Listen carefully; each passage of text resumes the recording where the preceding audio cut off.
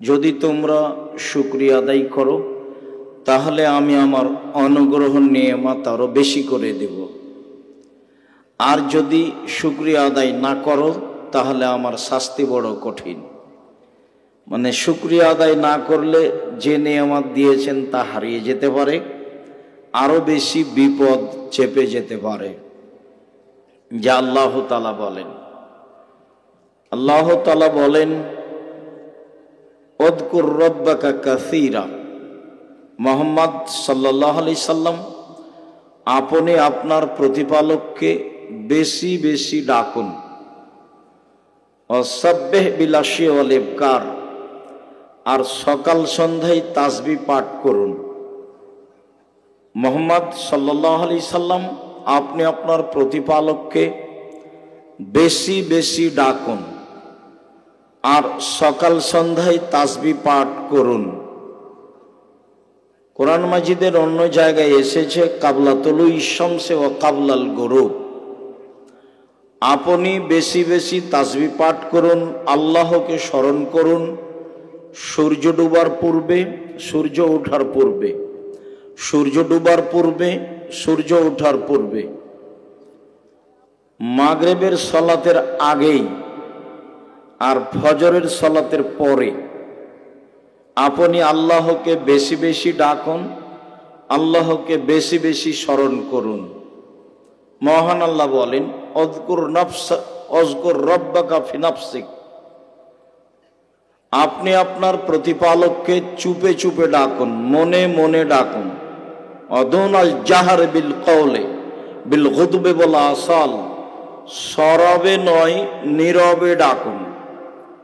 আপনি আপনার প্রতিপালককে মনে মনে ডাকুন, সরবে নয় নীরবে ডাকুন, সকালে সন্ধ্যায় ডাকুন। আপনি গাফেলদের অন্তর্ভুক্ত হবেন না, যারা আল্লাহকে ডাকে না তার অন্তর্ভুক্ত আপনি হবেন না। আপনি আপনার প্রতিপালককে মনে মনে ডাকুন, নীরবে ডাকুন, সরবে নয়, সকালে ও সন্ধ্যায় ডাকুন।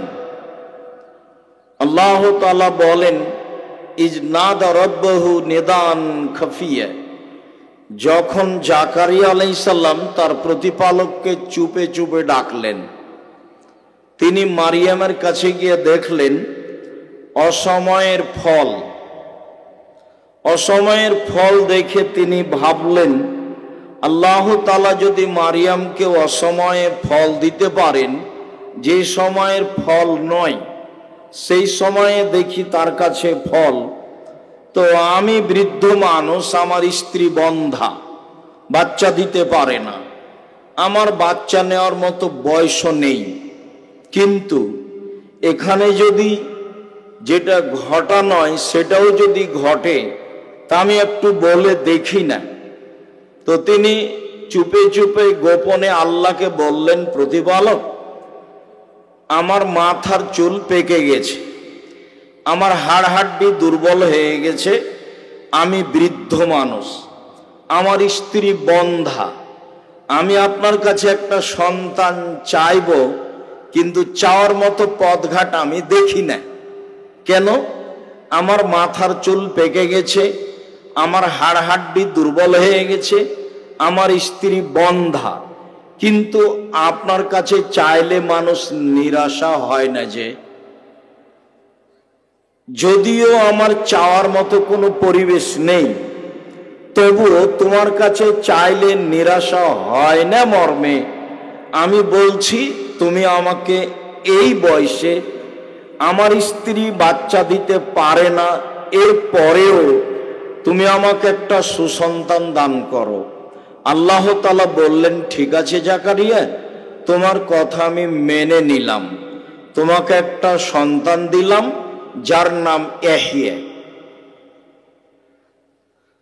তো জাকারিয়া আলাইহিস সালাম তার প্রতিপালককে চুপে চুপে ডেকেছিলেন, আল্লাহকে ডাকুন, শুকরিয়া আদায় করুন, চুপে চুপে বলুন। আবু হুরায়রা রাদিয়াল্লাহু তাআলা আনহু বলেন, রাসূল সাল্লাল্লাহু আলাইহি ওয়াসাল্লাম বলেছেন, লা ইয়াকুদু কওমুন ইয়াযকুরুনাল্লাহ, মানুষ যখন কোনো জায়গায় বসে আল্লাহকে ডাকে তখন নাযালাত আলাইহিমুস সাকিনা, তাদের উপরে আল্লাহর পক্ষ থেকে নিরাপত্তা অবতীর্ণ হয়। ওয়া গাশিয়াতুহুমুর রাহমা, আল্লাহর দয়া তাদেরকে ঢেকে নেয়। ওয়া হাফাতুহুমুল মালায়েকা, ফেরেশতাগণ তাদেরকে ঘিরে থাকেন। ওই সময় আল্লাহ তাআলা ফেরেশতাদের সামনে গর্ব করে বলেন, এই দেখো তোমরা, এদেরকেই তোমরা সৃষ্টি করতে নিষেধ করেছিলে। আমি বলেছিলাম আমি যা জানি তোমরা তা জানো না। মর্মে আমি মানুষ সৃষ্টি করেছিলাম, দেখো তারা কিভাবে আল্লাহকে ডাকে, তারা পাপ করতে পারে এর পরেও। জাবের রাদিয়াল্লাহু তাআলা আনহু বলেন, রাসূল সাল্লাল্লাহু আলাইহি সাল্লাম বলেছেন, আফজালু যিকরি লা ইলাহা ইল্লাল্লাহ, সবচেয়ে উত্তম জিকির হচ্ছে লা ইলাহা ইল্লাল্লাহ। ওয়া আফজালুদ দুআয়ে আলহামদুলিল্লাহ, আর সবচেয়ে উত্তম দোয়া হচ্ছে আলহামদুলিল্লাহ। জিকির মানে মূলত লা ইলাহা ইল্লাল্লাহ, আর তাসবিহ মূলত সংক্ষিপ্ত আলহামদুলিল্লাহ। আল্লাহ তাআলা আমাদের নবীকে বলেন যে আপনি আপনার প্রতিপালককে বেশি বেশি ডাকুন, সকালে সন্ধ্যায় ডাকুন।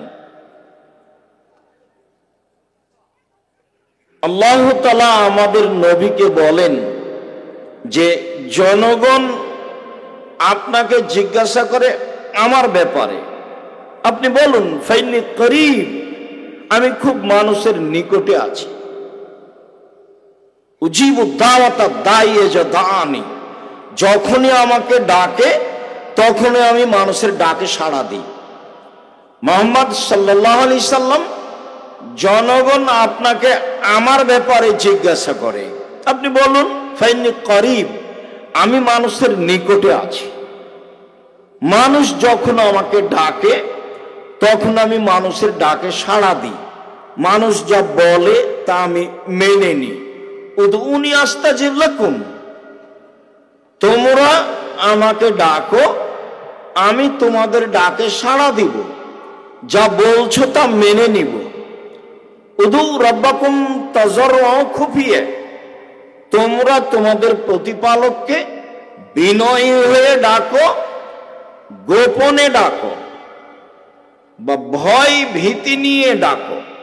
তোমরা তোমাদের প্রতিপালককে ডাকো, গোপনে ডাকো, ভয় ভীতি নিয়ে ডাকো, আমি তোমাদের ডাকে সাড়া দিব। সম্মানিত দিনী ভাই বোন, আল্লাহকে ডাকলে আল্লাহ সাড়া দিবেন, এই কথা আল্লাহ তাআলা কোরআন মাজিদে একাধিক জায়গায় বলেছেন। রাসূল সাল্লাল্লাহু আলাইহি সাল্লাম সেটাই বলেছেন। আবু হুরায়রা রাদিয়াল্লাহু তাআলা আনহু বলেন, রাসূল সাল্লাল্লাহু আলাইহি ওয়াসাল্লাম বলেছেন, কালিমাতানে, দুইটি বাক্য, খাফিফাতানে আলাল লিসানে, উচ্চারণে খুব হালকা, সহজেই পড়া যায়, পড়তে গিয়ে ওযুও করা লাগে না, পয়সাও লাগে না। এমন একটা ইবাদত আছে দুনিয়াতে যাতে পয়সা লাগে, তা হলো হজ। এমন একটা ইবাদত আছে যাতে ওযু লাগে, তা হলো সালাত।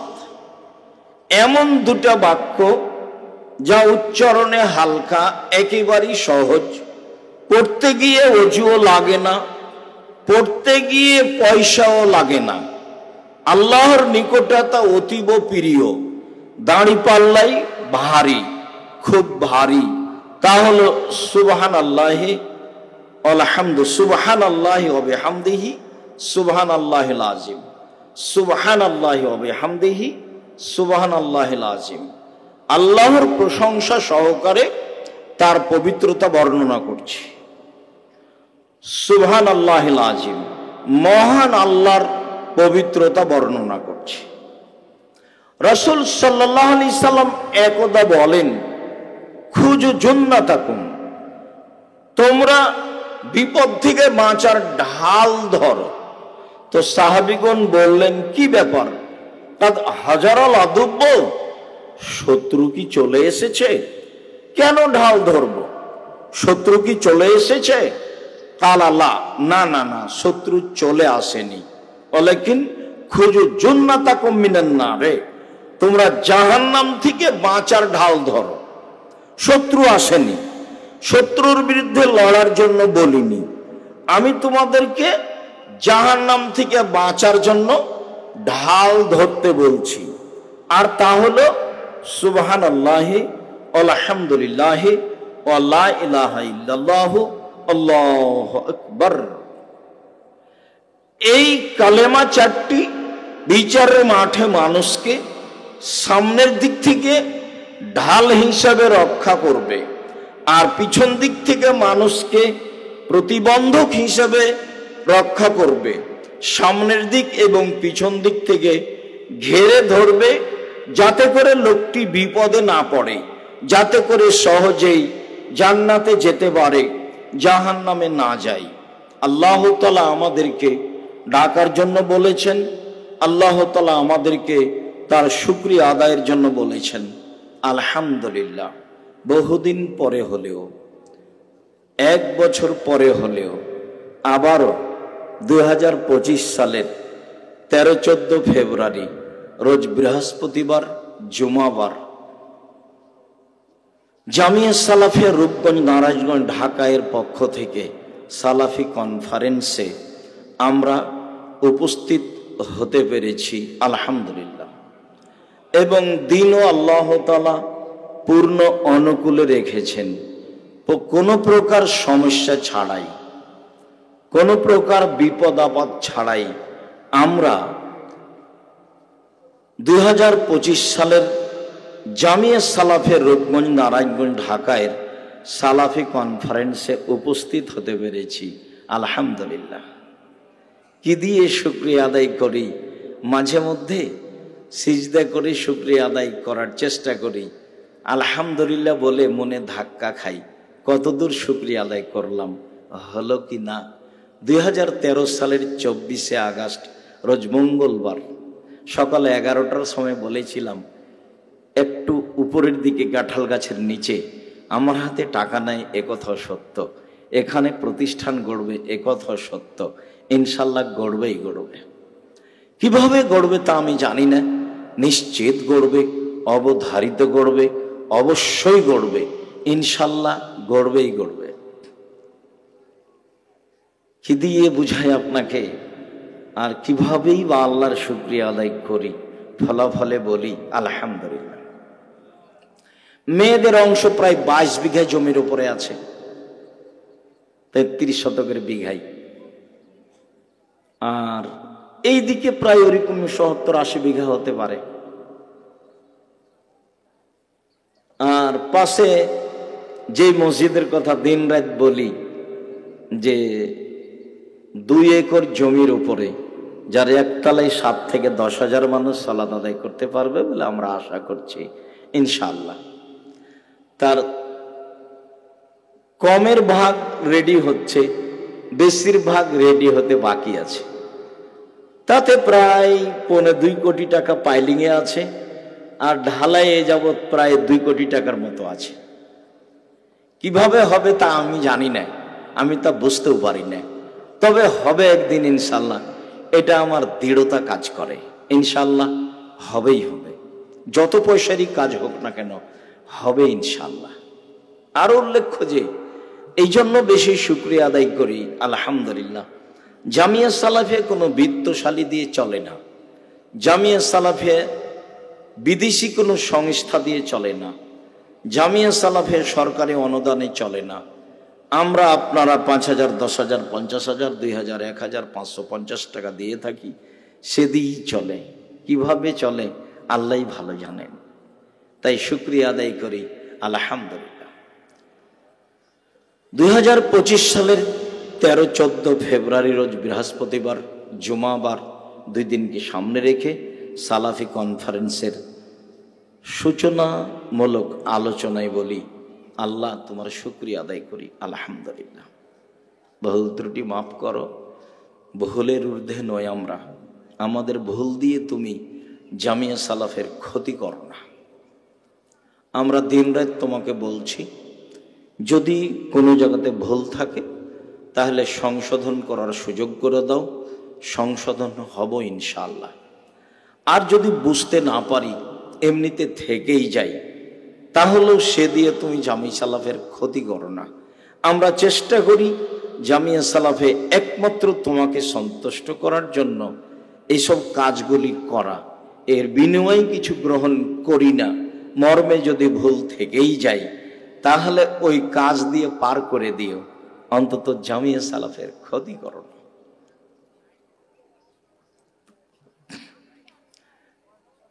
তোমার কাছে যেটা দাবি রেখেছি সেটা হলো, তুমি জামিয়া সালাফিকে কিয়ামত পর্যন্ত বহাল রাখবে, এবং যাদের হাতে এটা ঠিক থাকবে তুমি তাদেরকে নিয়ে এসে বসাবা। তুমি যে সর্বশক্তিমান এটা খুব বিশ্বাস করি, তোমার যে কোনো শরিক নাই এটা বিশ্বাস করি। দিনকে যেমন দিন বলি, রাত বলি না, রাতকে যেমন রাত বলি, দিন বলি না, এটার উপরে যেমন বিশ্বাস আছে। তুমি যে এক অদ্বিতীয়, তোমার নাম যে আজিজ, তুমি যে পরাক্রমশালী, তুমি যে কাদির, সর্বশক্তিমান, এটা বিশ্বাস করি। তোমার যে কোনো শরিক নাই এটা বিশ্বাস করি।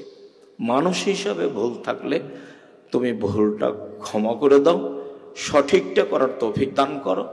তুমি জামিয়া সালাফের কবুল করো। একদিনের জন্য চাইনি, আর স্বাভাবিকভাবে চাইনি, ছোট কিছু চাইনি। তুমি যেহেতু ছোট নও, তুমি আল্লাহ আকবার, সব কিছুর চেয়ে বড় তুমি।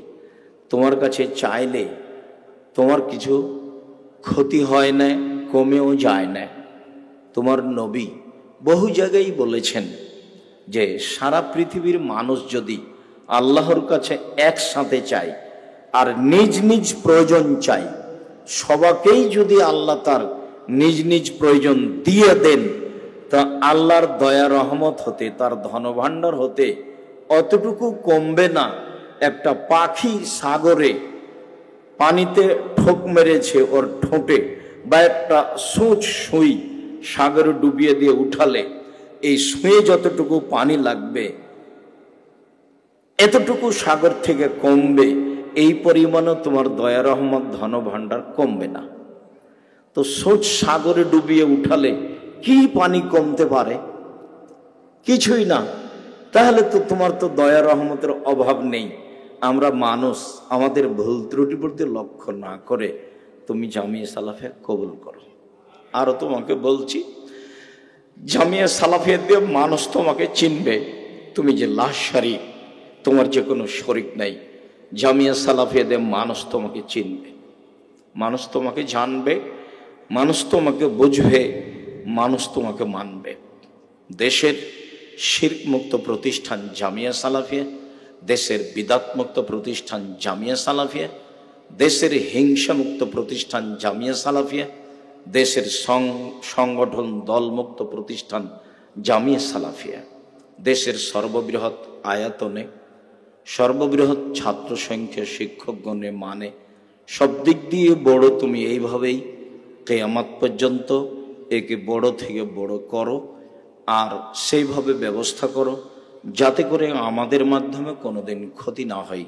তুমি আমাদের এই দাবি কবুল করো, আল্লাহ আমিন। সূচনা নগরে তোমার শুকরিয়া আদায় করো। তো কথাগুলি পেশ করলাম। আমার দিনী ভাই বোনদের জন্য বলছি, দেশ বিদেশের বড় বড় বিদ্বান আছেন। পাকিস্তান থেকে আছে এহসান এলাহি জহিরের ছেলে ইবতেসাম এলাহি জহির, নেপাল থেকে আছেন, ইন্ডিয়া থেকে আছেন, বাংলাদেশ থেকে তো আমরা আছি,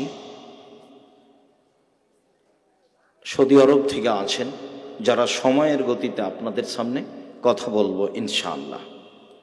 শেষের দিকে এসে আপনার সাথে আমার জরুরি কয়েকটি কথা। তার প্রথম কথাটা হচ্ছে, সালাফি কনফারেন্সের মান সম্মান ক্ষুণ্ণ করা। আমি আপনাদের কাছে সালাফি কনফারেন্সের মান সম্মান বহাল রাখা আপনাদের কাছে আমি ঐকান্তিকভাবে কামনা করি, দাবি করি, যেন মান ক্ষুণ্ণ না হয়। তা হলো সারাদিন এখানে যাবেন সেখানে যাবেন, ঘুরবেন, ঘুরে বেড়াবেন, তা নয়। পেশাব পায়খানার ব্যবস্থা আছে, পিছনে টিন শেড বড় মসজিদ আছে, খাওয়ার ব্যবস্থা আছে, চলাফেরার ব্যবস্থা আছে, ভিতরে অনেক বড় জায়গা আছে, বই পুস্তক আছে, বড় বড় বিদ্বানগণ কথা বলবেন। সময়ের গতিতে সবার কথা শুনবেন। অযথা এখানে যাবেন ওখানে যাবেন, ঘুরে বেড়াবেন, এইটা ভালো নয়। আমিও আপনাদের জন্য এসেছি, আপনাদেরকে আমাদের জন্যই ডেকেছি। আপনারা এসেছেন বিষয়ভিত্তিক কিছু দিন ধর্ম বুঝবেন, শুনবেন, জানবেন। যদি আপনার আসা যাওয়াটা সমান সমান হয় বা কিছু ক্ষতি হয়ে যায়, তাহলে পয়সা খরচ করে এসে লাভ কি হলো?